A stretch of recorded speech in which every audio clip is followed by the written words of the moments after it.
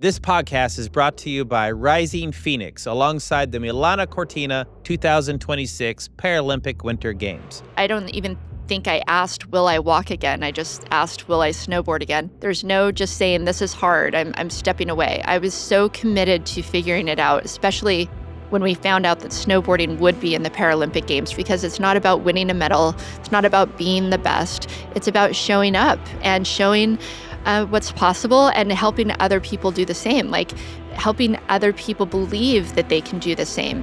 This episode of What Does It Take is brought to you by P&G, a proud partner of the Paralympic movement. P&G believes in the power of the everyday champions who inspire us all, and we're excited to share the stories of athletes who embodied that spirit.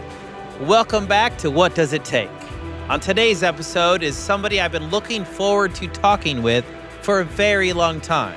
I'm joined by Amy Purdy, who happens to be one of the most influential figures in the history of the Paralympic Winter Games. I've known about Amy and her work for lots of years, and I've always wanted the chance to spend time in a conversation with her. In 2016, I'm sitting at opening ceremonies in Rio. And right before the opening ceremony started, I kind of had tweaked my shooting knee, and I don't know, it was coming back from the field. And as I'm sitting in my dorm room at the Paralympic Village, I'm watching the opening ceremonies, and I am amazed by this lady who is holding on to this, I don't know if it was a robot exactly. She was like 10 feet in the air, and then I noticed that she didn't have any legs, and she was doing all these crazy movements, and I was blown away by how majestic it was, and I was like, what am I watching right now? And I didn't know this for a while, but we actually have the same group of agents, and it only took like 13 or 14 years to finally, I'm trying not to fanboy right now, but ladies and gentlemen, from Milano Cortina, Amy Purdy, welcome to the show. Thank you so much, Matt. I love that story, and I'm fangirling over here. That was a robot, right? It was a robot, yes, and the robot's name was Kuka, and it's a robot that it typically is making car parts, I think, so, and it moves in all these different directions, but I actually got to dance with a robot. So yeah, it doesn't look like a robot, right? Like the typical robot, it's like an arm, but it had this movement that we were able to program with the music, and it kind of created emotion with the movement of the robot. So it was such an unreal experience walking into the stadium, knowing, first of all, I think there was 200 million people watching live, I think, on TV, and 80,000 people in the arena. And it was so quiet when my music started, and I could feel the energy around me. And this was kind of a solo, like, even though I had a robot, I was dancing by myself for like 5 minutes, and I was so nervous about it. I know that you are a two-time Winter Paralympian and a three-time medalist. Let's start kind of back in the earlier years when you were like a child. Could you tell us a little bit about maybe what that was like? Yeah, I grew up in Las Vegas. My family was actually not very much of a sport family. We really didn't play sports. We didn't watch sports, but we did ski. And so my entire family, we go up on these ski vacations. There's ski resorts outside of Vegas, which a lot of people don't realize. And so we would ski on the weekends. We'd ski over Christmas. And I was never very good at skiing. And so I decided that I wanted to try snowboarding when I was 15 years old. And I remember my dad saying, "You're never going to learn how to snowboard until you learn how to ski." And I was like, I'm going to do this. Like, I think I turned around to him and I said, "Screw skiing. I'm learning to snowboard." I had so much fun. I absolutely fell in love with it. I knew that it was something that I wanted to do for the rest of my life from that point forward, one way or another. I had no idea at that point that I would go on to do the things that I've done. But, I also, of course, wouldn't have known that I'd lose my legs, and, that would take me on the path that it took me on, to the Paralympic Games. But you just never know where your life is going to lead. And we just so happened to have really good snow that year. It was like an El Nino, or not just that year, but like the 4 years that I was in high school. So I'd go up there and I'd have like 4-foot powder days, just, right out of right out of school, just go up there with my friends and spend a couple hours. And just, for me, just I fell in love with snowboarding. I found myself through snowboarding. I found my identity. I wasn't sure who I was until I found snowboarding. My sister was a cheerleader and I tried to do that and I wasn't good at it. And she was on the dance team as well. And I tried to do that and I didn't make it. And so I just didn't really know where I belonged. And then I tried snowboarding and found my friends, found my kind of energy, found my motivation, found a passion, and just, did it as much as I could and knew that I wanted to keep doing it somehow. So you started snowboarding at a young age, and then tell me what happened at 19. So let's see, my goal was to travel the world and snowboard. That's all I knew that I wanted to do. But I knew that I needed a job to be able to do that. And so I decided the day after high school to become a massage therapist. That way I could make good money. I could work at spas around the world and I'd have this job that would travel with me. And really all I needed were my hands. I started working at the spa. It was called Canyon Ranch, one of the top spas in the world. And so just a few months later, I was at work. My day started like any other day, felt great when I woke up in the morning. I went to work that day. I think I had about 5 massages, back-to-back massages. But by the third massage, I was exhausted and I couldn't quite figure out what was going on. My body was achy, my neck was achy. I was super fatigued. And I was thinking maybe I came down with the flu. And so I decided to go home from work early that day. And within 24 hours of that first kind of flu-like symptom, I was in the hospital on life support where I was given less than a 2% chance of living. It ended up being bacterial meningitis, so not the flu at all. And we had never even heard of bacterial meningitis at that time. It was just this microscopic bacteria that's actually quite common. We have all types of bacteria that live on our bodies and in the air. And, this one lives on your nose and your mouth. And somebody could have sneezed on me in the elevator at work, and maybe that's how I got it. But due to this little microscopic bacteria, over the course of 2.5 months, I ended up losing my spleen. I lost my kidney function. I lost the hearing in my left ear. I fought for my life. And I ended up losing both my legs below the knees to septic shock. So, what started as just like a normal day ended up fighting, I ended up fighting for my life, and my life changed forever from that point forward. At 19, you get both of your legs amputated.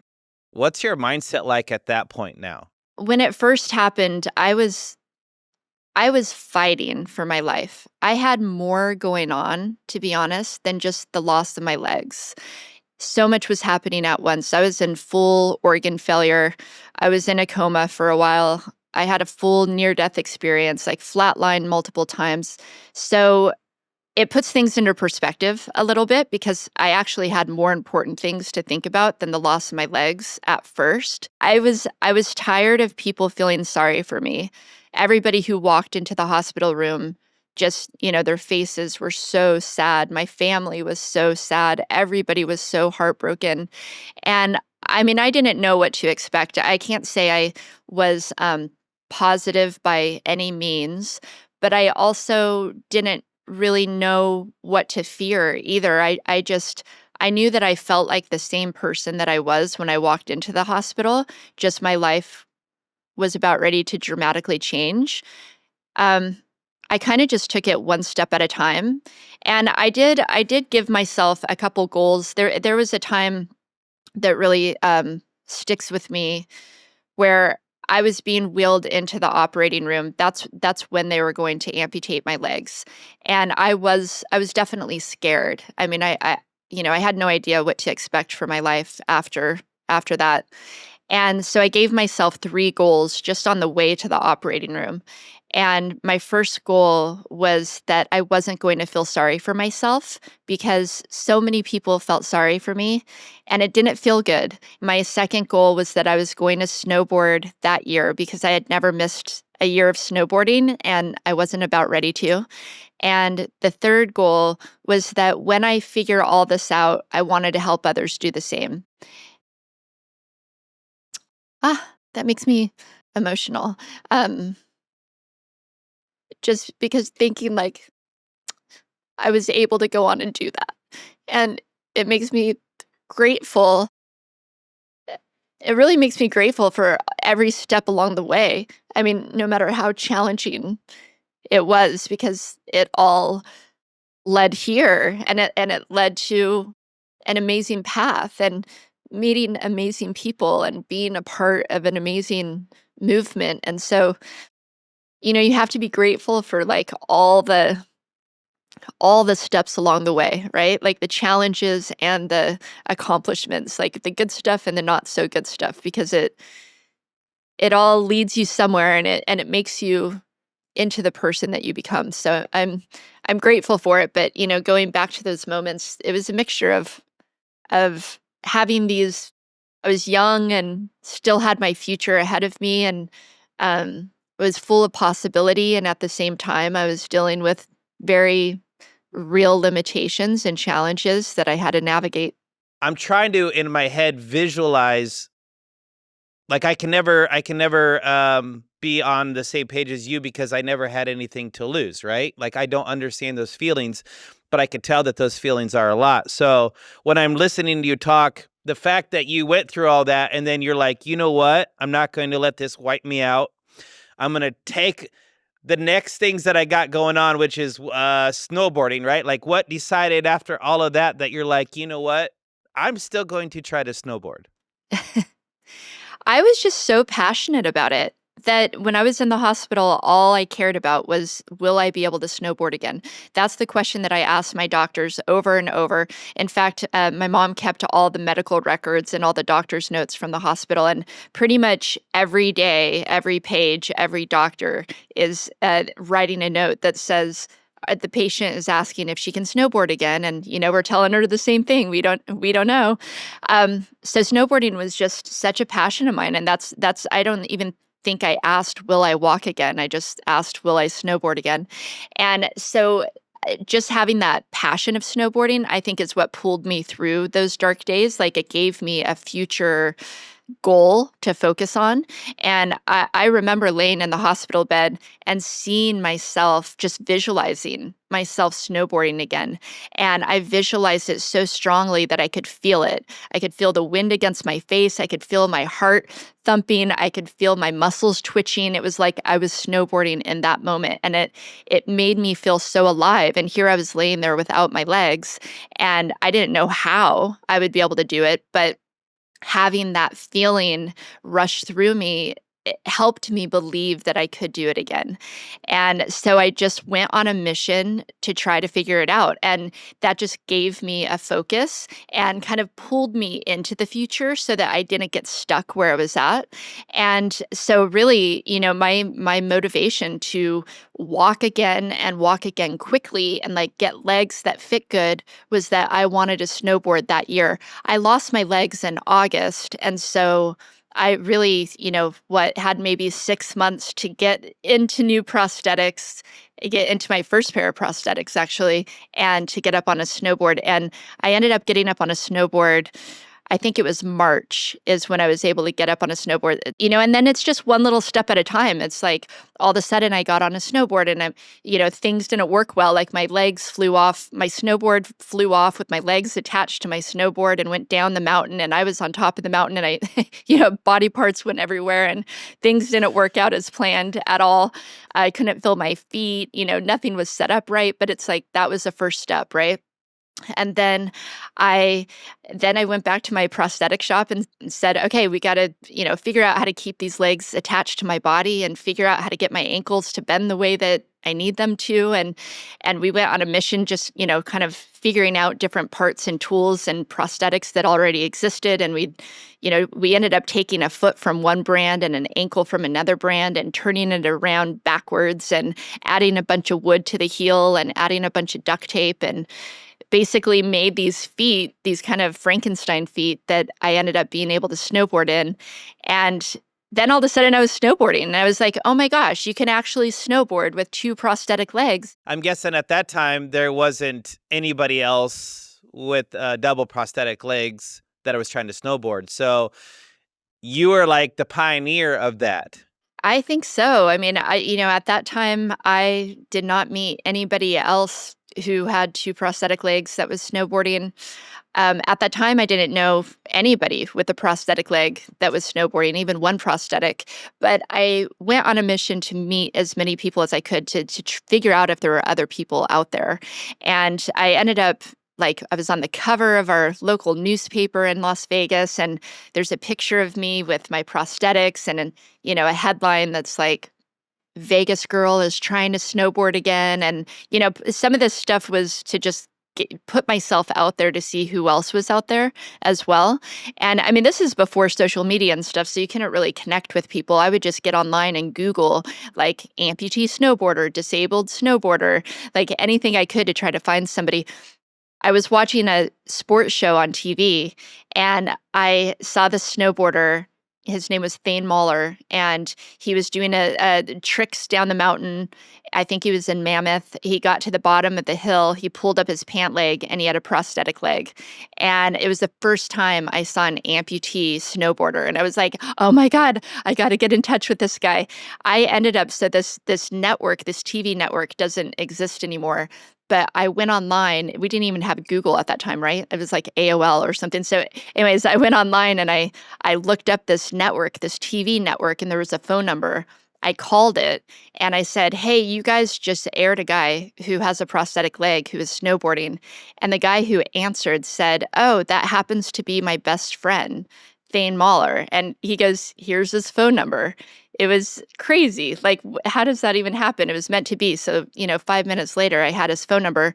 I called him. We ended up having this long conversation. And, I just picked his brain, like, what kind of foot do you use? And, how do you keep your leg attached and all this stuff? And I learned, everything that I could.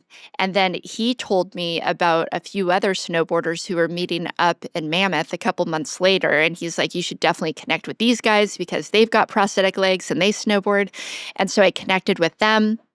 Then I ended up going up to Mammoth to meet them. And that was the very first time that I was a part of a group of people who were just like me, who were, obviously had gone through challenges, who had prosthetic legs. We could learn from each other different tips and tricks and figure out, what was working, what wasn't working, but who also had the passion for snowboarding. And so that was the first time that I met, amputee snowboarders or anyone with a disability who snowboarded. And then from that point forward, I and we kind of as a group just got really inspired to push this movement and get more people involved. And so we continued to show up to these USASA, which is United States of America Snowboard Association snowboard competitions. They had a national competition at the end of every year. And they allowed us to have an adaptive division. And so we'd show up and do that and try to, just network and get as many new people up there to compete as we could. And then I met my husband.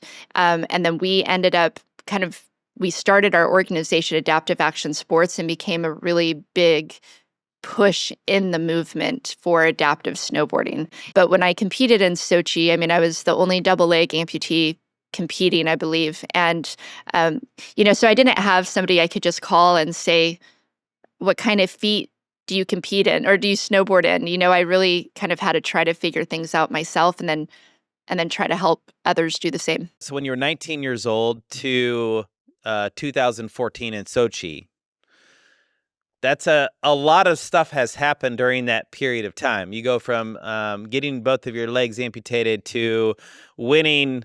You podiumed, I believe, in Sochi. So what do you think it took for you to go from 2019 with that motivation to winning your first Paralympic medal? It took a lot of passion, first of all. I don't think that you can succeed at something unless you love it. and you're willing to show up every single day for it. And so it took a lot of just passion for it, just wanting to be involved and do it one way or another, whether I was competing or not. It took a lot of determination because I had to figure out my legs. I mean, and that was a constant thing for me. It wasn't like somebody just set my legs up and then I went out and snowboarded and, did a good job and won a medal. It was years of tinkering with my legs. Like, I when I would train on the mountain, I'd sit down, throughout training sessions and take my foot off and adjust my foot and adjust the angles of my prosthetic because every twist of the screw would change the angle of my foot or my ankle. So like I couldn't just do that on the fly in the moment. And so I would get to the bottom of a course or to the bottom of a training run. And I would make these little minor adjustments and take notes. I have thousands of notes in my phone of just all that it took to be able to, just snowboard in the way that I did. And so the level of perseverance and determination was definitely, unreal. Um, it also took just a lot of commitment and creativity. I was so committed to figuring it out. That's really what forced me to figure it out. Like if you're totally committed, then there's no quitting. There's no just saying this is hard. I'm stepping away. I was so committed to figuring it out, especially when we found out that snowboarding would be in the Paralympic Games for the first time. I knew for a fact that I wanted to be there representing our country and just representing our sport. And so I was committed to figuring it out. And so when you're committed, that then kind of sparks you to get creative, almost like a little obsession. It's like I'm obsessed with trying to figure this out, and I'm not going to give up until I do. I know that you talked about growing up with your family, going up into the mountains. What kind of impact did your parents have on your journey from after the time you had your legs amputated to your first games?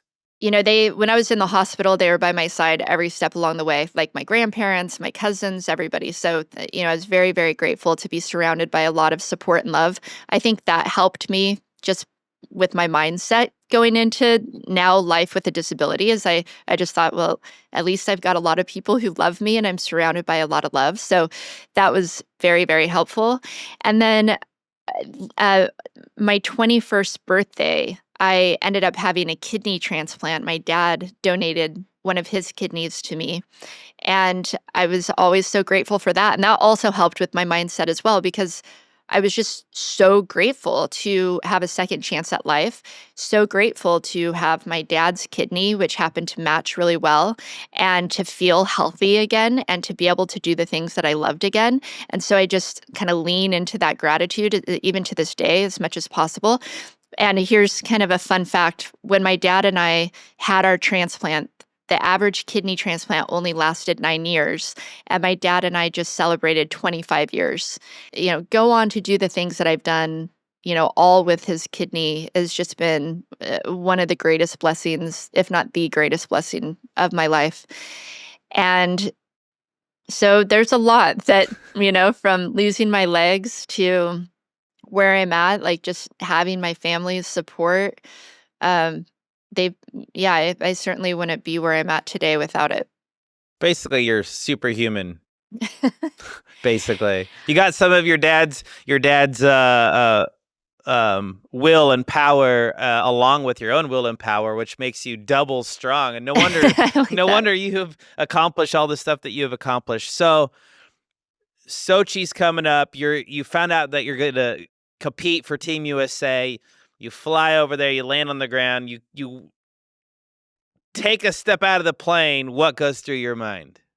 Well, I had an interesting, unique situation going into Sochi, which was that I was also doing Dancing with the Stars. And I knew that it overlapped with Sochi.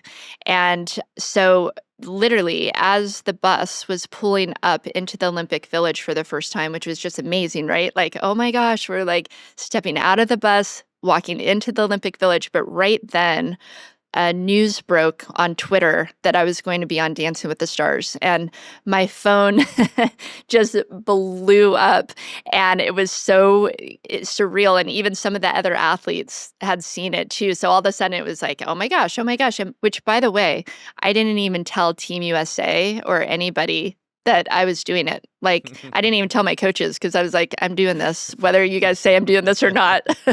So I just, all of a sudden, the feeling of walking into the Olympic Village, I was so, first of all, just proud to be there, to not just represent my country, but represent people with disabilities, to again represent the possibilities. It allowed me to kind of think beyond it a little bit, which I actually think was really healthy, especially with competition. Everybody was training all week and just staying in the village and just focused on training and everything.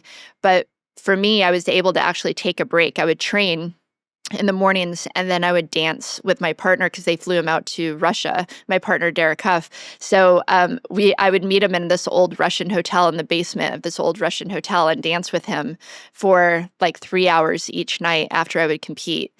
And so it actually took my mind off of competition, which I think was a really healthy distraction. So, talk about multitasking. So you're snowboarding and you're dancing all in the same games.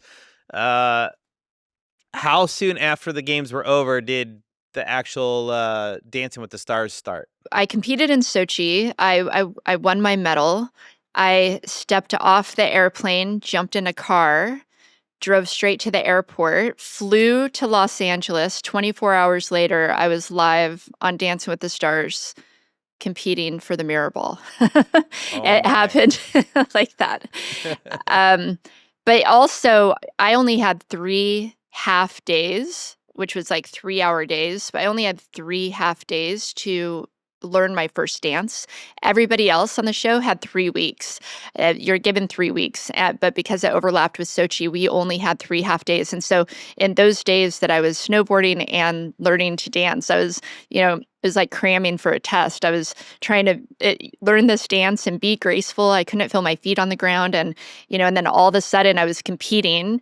Derek flew back to Los Angeles. I won my medal, jumped on a plane, flew to LA, got off the plane, went straight into the studio, and I was live in front of a studio audience, millions of viewers and judges, dancing on Dancing with the Stars, doing the cha-cha. So you got ready for your second games, which was in 2018. And just real briefly, tell me how did that go compared to Sochi? So going into Sochi, I did feel this amount of pressure that I want to show up the best I can to show the world what we can do as Paralympians and someone with a disability. And I didn't want to let people down. Also, going into Dancing with the Stars, I felt that same way. The world is watching. I don't want to let people down. I didn't want to prove people right who believed that it wasn't possible. And so I put so much work and pressure on myself to prove people wrong. Like, yes, we can do this, and we are athletes. And I just hope to show up at it with my best athletic abilities. And so I felt a lot of pressure going into Sochi. But going into Korea, I took all the pressure off completely. I wanted to be totally present.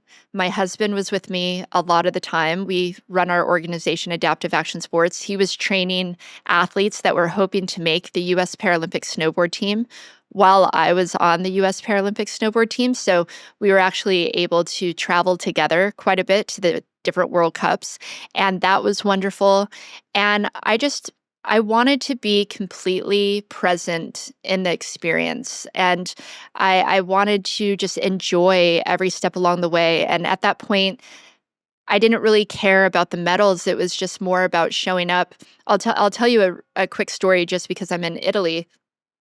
So when I decided to go back to my second Paralympic Games, I took some time off after Dance with the Stars because I things got a little bit crazy. I wrote a book and I went on a tour with Oprah and did a ton of speaking and Super Bowl commercial. All this stuff was happening. And so I think I took about a year and a half off of snowboarding altogether and competing. And then decided to go back to a World Cup to see if I wanted to compete for the 2018 games, if I wanted to, try to make the 2018 games. And the level of competition had just blown up at that point. Like all the women were competing at such a strong level. And so now I was actually coming in as an underdog and thought, oh my gosh, I have so much catching up to do. But I was here in Italy competing, and I had one of the worst just days in competition yet. I was standing in the start gates. I was nervous. It was icy. It was foggy outside, and I fell a bunch, and I was just struggling. I was coming in last, and I just, it was really challenging. I was asking myself, why am I doing this? I don't really have to be back here doing this, so why am I here? And I even thought to myself, if this doesn't go better tomorrow morning, like then maybe I don't need to do this again. And that evening, so we were staying in a little village. At about 11 o'clock at night, I got a phone call, and it was the front desk. And the front desk said, we have somebody who's here to see you. And I thought, well, who could be here at 11 o'clock at night? I thought maybe it's my coach or something. So I put my pajamas on, went downstairs, and as I turned the corner, I saw this young girl standing there. She was maybe, I don't know, maybe 16 or 17. She was standing there with two prosthetic legs, and she was surrounded by a few other people. And so I walked down the stairs, and there was a translator, and the translator said, well, we found out that you were here and we had to come meet you. So we all loaded up in the car. We drove 4 hours. We knocked down every door in this village to try to find you. And really, it's just to ask you, how do you snowboard on two prosthetic legs? And Wow. it makes me emotional to think about, because for me, sorry, I'm super emotional today anyways. It's okay. It's all right. And just, talking about meaningful things. But anyways, for me, it's like, that's what it's all about, right? Right there. So I, it ended up being, um, she was learning how to snowboard on two prosthetics. So she brought her prosthetist with her. She brought her physical therapist. She brought her grandparents with her. And I'm so happy that they did find me. They drove so far. Mhm. And anyways, I sat down with them, and I went upstairs, I grabbed my legs, I showed her how everything worked. I showed the prosthetist, like, this is how I set my feet up and everything, and, body position and just all this stuff. And when I was walking away from her that night, I thought to myself, this is why. Like, earlier I was saying, why am I here? Why am I doing this? Right away, this is why. This is why I'm doing this, because it's not about winning a medal. It's not about being the best. It's about showing up and showing what's possible and helping other people do the same, like helping other people believe that they can do the same. That is what it's about. So that gave me just this clear vision of why I was there, why I was doing what I was doing. And I was able to really enjoy my time leading, all the trials, leading into the competition, I leading into the Paralympics. And that whole season, I rode better than I ever have in my entire life. And in Korea, I rode better than I ever have in my entire life. And I was just in a place of presence, and I was calm. I also practiced a lot of presence. I didn't want to be nervous and feel a lot of pressure. I wanted to really enjoy our sport that we get to show up and do. And so I practiced a lot of breath work and meditation leading into the games, just so that I could be as calm and present as possible. And so, yeah, I mean, I think, completely different from competing in my first games, where I just kind of I felt like I had to show up. I felt like I had to do well. I felt like, the world's watching. And this time I really knew my purpose, and that gave me a lot of clarity. You wrote another book called Bounce Forward. Do you think that title kind of explains the whole what does it take thing? Oh, absolutely. For sure. I mean, Bounce Forward. So the book is, it's these tools that I've used throughout my journey, whether it was going through like my greatest adversities or even reaching my greatest accomplishments. I started to realize that the same tools that were helping me survive were also the same tools that were helping me thrive, or like, mindset tricks or tips or practices. Like the same things that were helping me achieve were also the same things that also really helped me survive some of my darkest days. And so I wrote those things on paper and ended up with 21 tools, which I call with the book 21 Tools to Live a Life Beyond Limits. And it's all the things that it takes to, get through some of your greatest challenges, but also meet some of your greatest moments. Everything from going through overwhelm and anxiety and, grief and loss and um, how to change your perspective and how to visualize. And there's a lot that's helped me get through dark moments as well as, some of my greatest moments. And I just wanted to be able to help other people have a little bit of a like a guidebook or a roadmap to be able to get there themselves. When does Bounce Forward, is it available for the public? It's available now. So it's actually it's available for pre-order right now. And so you can go to my website, which is amypurdy.com. I think it's /bounce forward, but if you just go to my website, amypurdy.com, you'll find it. And you can order the book right now. And it officially comes out April 14th. But if you pre-order, I do believe that they're coming out a little bit earlier. So now's the time to get it. Also, if you pre-order, I'm really motivated by music, and I created a sound list, like a soundtrack that goes with the book and goes with each chapter of the book. And that music is really the music that helped me, during those phases of my life. And so you get the soundtrack as well if you pre-order. Can you still get your first book as well on your website? So if You they want to can. buy both?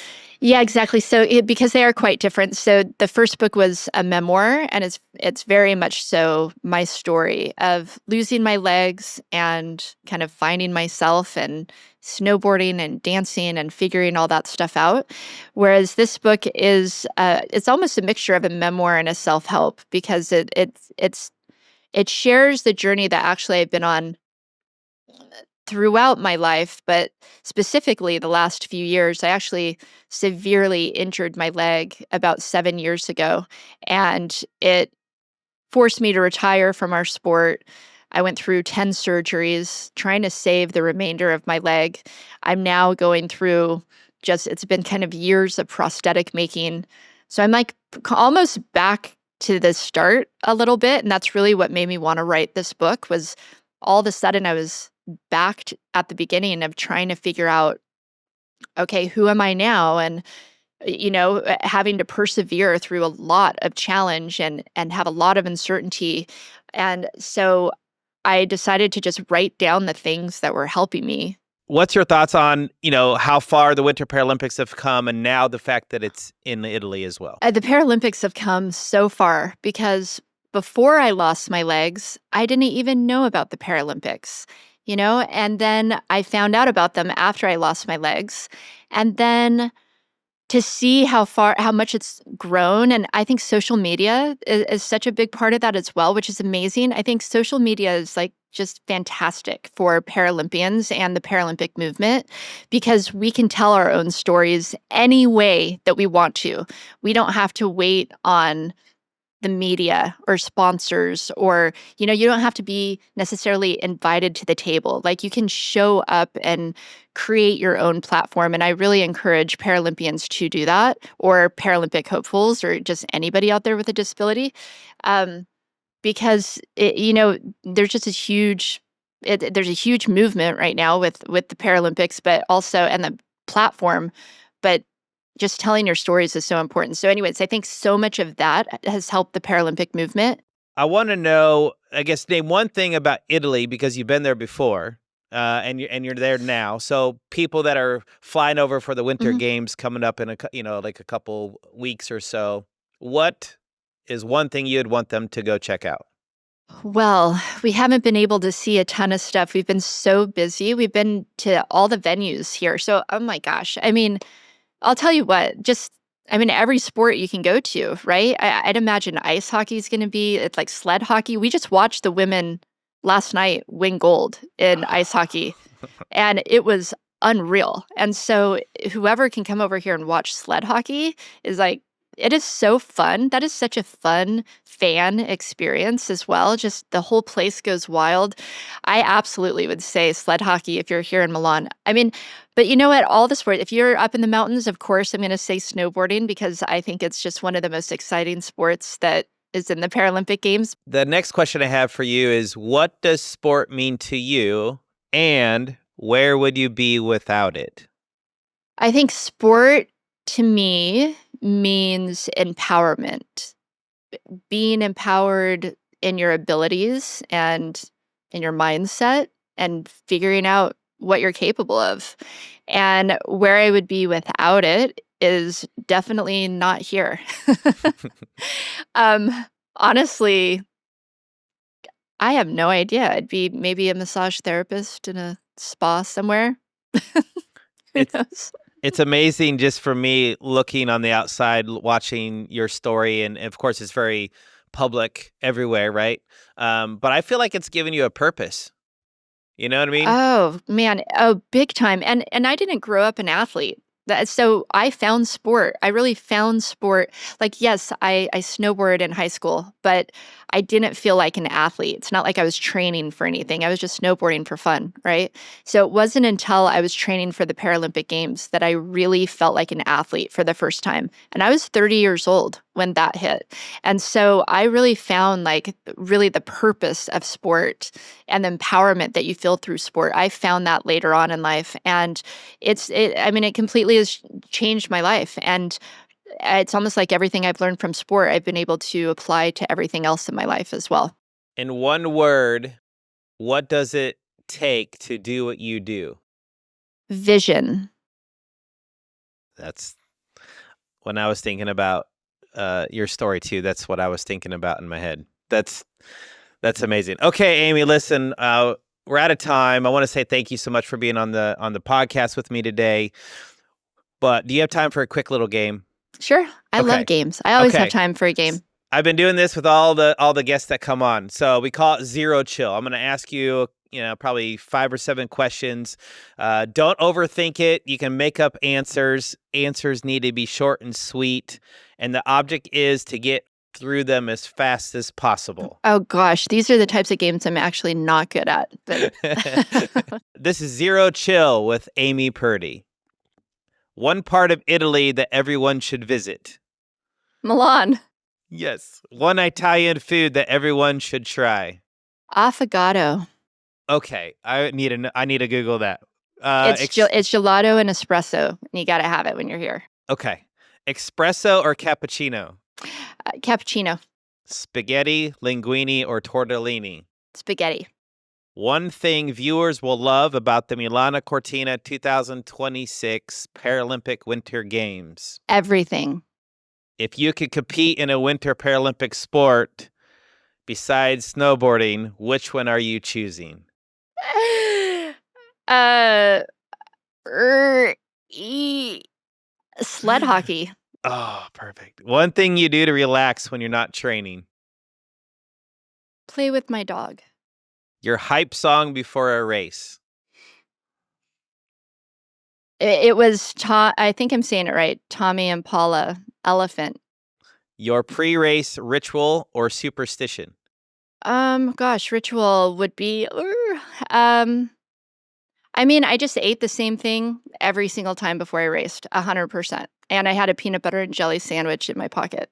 One word. What do the Paralympics mean to you? Possibility. And finally, what does it take to be your best? Passion, determination, and teamwork. In my opinion, that is completely one word. I love it so much. Listen, yeah, I know your time is extremely valuable, and I want to say thank you very much for sharing that moment with me. And I hope you have an amazing rest of your Olympics while you're over there. And I don't know if you're going to be over there for the Winter Paralympics or not, but I know you'll be watching. But at the end of the day, I just want to say thank you so much for being on. Well, thank you, Matt. This is so much fun. You're fantastic at this. So thank you for having me. And you've been listening to What Does It Take, a podcast brought to you by Rising Phoenix, alongside the Milano Cortina 2026 Paralympic Winter Games. If you like what you've listened to and want to know more about Rising Phoenix, check out the details in our show notes. This is a Harder Than You Think production. This episode is about overcoming barriers and competing without compromise, presented in partnership with Tampax.